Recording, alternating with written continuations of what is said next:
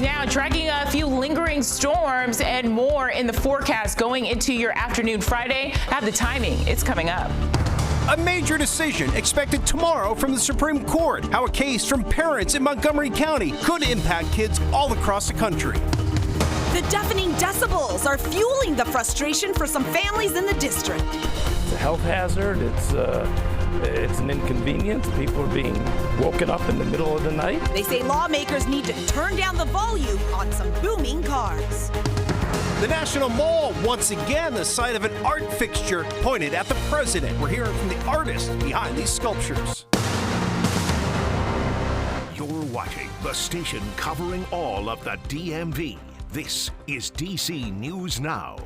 Hi, everyone. Thank you for joining us tonight for DC News Now at 9 o'clock. I'm Chris Flanagan. And I'm Susan Tran. Another steamy day in the DMV. Families heading over to all sorts of places to cool off, from splash parks, hitting the river, some even braving the conditions to play a round of golf. Oh, that is a hot one out there, steamy. Meanwhile, a severe thunderstorm watch in effect for tonight, at least for the next hour. You can see here, very colorful live look at our radar tonight. We are joined by Chief Meteorologist Janessa Webb. And Janessa, hopefully the storms will break up a little bit of the heat and humidity. Yeah, hopefully. It's really continuing to go here just because temperatures are super hot still. And so it's going to take some time as this frontal passage is making its way through our region. You can see right there, lightning strike for DC metro area. It travels about 30 miles. So this is about to enter the metro region. We have a good storm that's not on the severe side. It's very small in nature, but it's about to make its way into Prince George's County. Severe thunderstorm warning just outside of Dale City, and this will clip 495 corridor into Alexandria, parts of the Arlington area as well. Everything in Baltimore County has split apart, and they have cut back that severe thunderstorm watch for most locations, but that'll stay in place for another hour. So that is definitely a good call here. Temps right now, 84 for DC, Manassas upper 70s, 82 out towards Washington County. Dew points is really setting the tone of this entire pattern.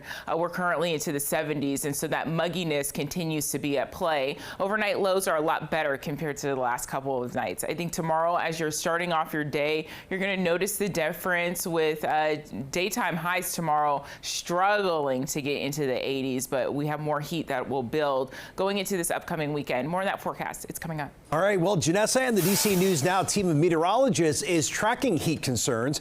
You can stay on top of everything heat related by scanning the QR code on your screen right there in the middle of it. It'll take you to the DC News Now weather page for the latest conditions. Now to a national case about parental rights, focusing, though, on Maryland's largest school district. The Supreme Court deciding tomorrow if parents can pull their children from class when books feature LGBTQ characters. Now, we've been covering this case from the beginning, and tonight, DC News Now's Ben Dennis has more on how the parents in the case are feeling about it. Years of debate outside of the walls of Montgomery County classrooms, soon to be settled behind the columns of the U.S. Supreme Court. In 2022, Montgomery County parents argued they should be able to opt their children out of lessons that included books with LGBTQ characters. I want to be able to parent the way God has called me to parent. A diverse education creates spaces in which we all thrive. At the time, school administrators said parents could opt out, but the board reversed course a year later, leading to a lawsuit and eventually the Supreme Court. We teach our son that gender is a gift from God and a natural, unchanging part of who we are. What's radical is pretending kids don't deserve to see themselves in the stories they're sold. The court's decision, unknown, but their majority of 9 justices signaled they may side with parents citing religious rights. You're not seeking to prohibit instruction in the classroom. You're just seeking not to be forced to participate in that instruction. That's correct. Again, that was our Ben Dennis reporting at the Supreme Court tonight. All new tonight, the feds say they're planning to try Kilmar Abrego Garcia on federal smuggling charges in Tennessee before they try to deport him to a country that is not his native El Salvador. The Maryland father is in a Nashville jail right now. The charges stem from a traffic stop there 3 years ago. Prosecutors say he was smuggling people in the country illegally. Abrego Garcia was mistakenly deported to El Salvador in March. His attorneys have asked for a judge to order his return to Maryland when he's released. They say this would prevent likely attempts by ICE to quickly deport him. Also in Maryland, a father reunited with his daughters who have been missing for 3 years. Montgomery County police say they found the 10 and 6-year-old girls with their mother during a welfare check at the Residence Inn in Wisconsin Avenue in Bethesda yesterday. They say the father is from Missouri and made a police report in that state. The family, though, was last seen in Florida. Still unclear how they ended up in Maryland, but police are investigating. No charges have been filed.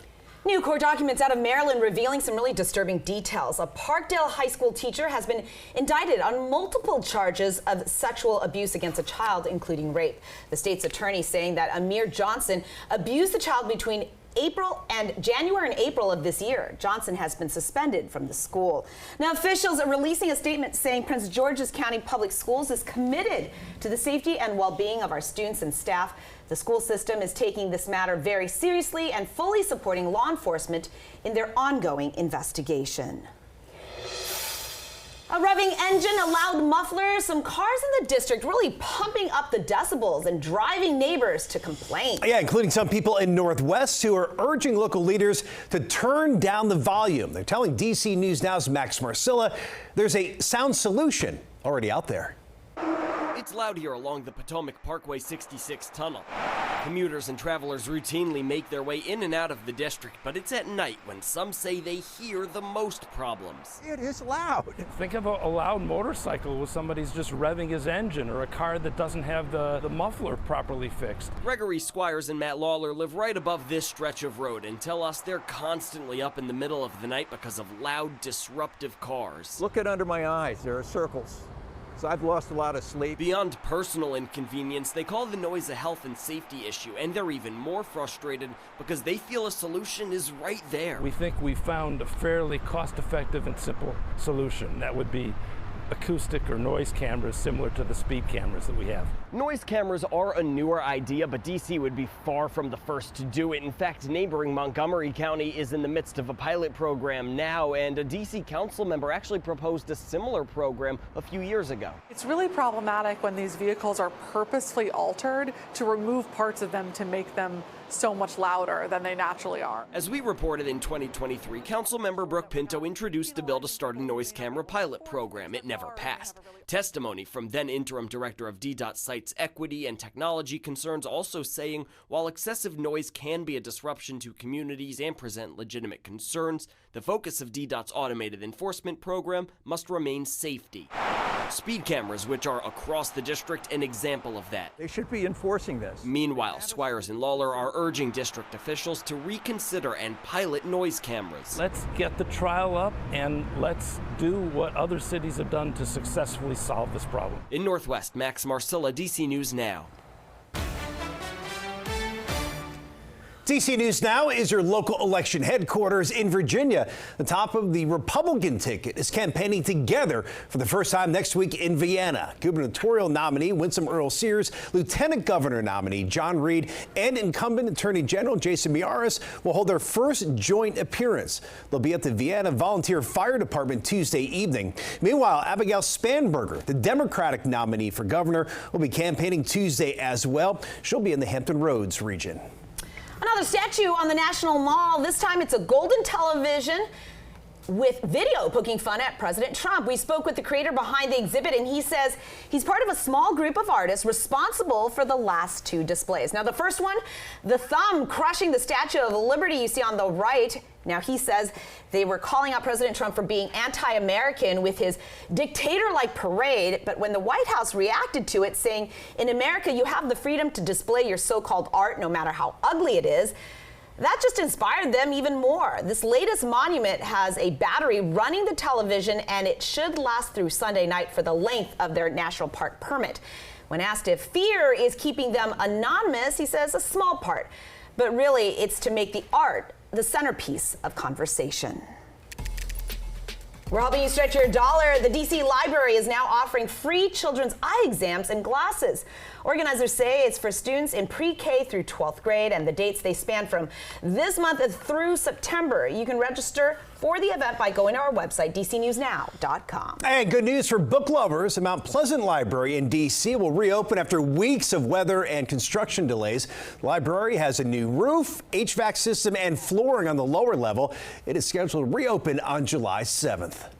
Happening now in Northern Virginia, a local art exhibit here in the Ballston area, including a piece featuring a rotting banana. Take a look. You can see it there, according to ARLnow.com. It's inspired by a banana that was taped to the wall that sold for $6 million back in November. This Browning piece of fruit, though, on display with 35 other art exhibits at the Jefferson, which is a senior living facility. And organizers say it really aims to make the audience consider what qualifies as art. Well, that'll make you think. Indeed. All right, happening this weekend, bring your dancing shoes. DC Vive Black Alley Push Play is performing at the final Go-Go on the rooftop of the season. It's Sunday afternoon from 1 to 3 at the MLK Library. You must have a library card to attend, and if you don't have one, no worries. You can always sign up on the library's website. Coming up on DC News Now, 10 years after same-sex marriage became legal, why some in DC's LGBTQ plus community say the fight isn't over. Playing through, some golfers still teeing off when it feels like 105 outside. Seems on par with these dedicated players. It's a bird, it's a plane, it's a dazzling fireball streaking across the sky. The half dozen states it was seen from and what weather officials think it is.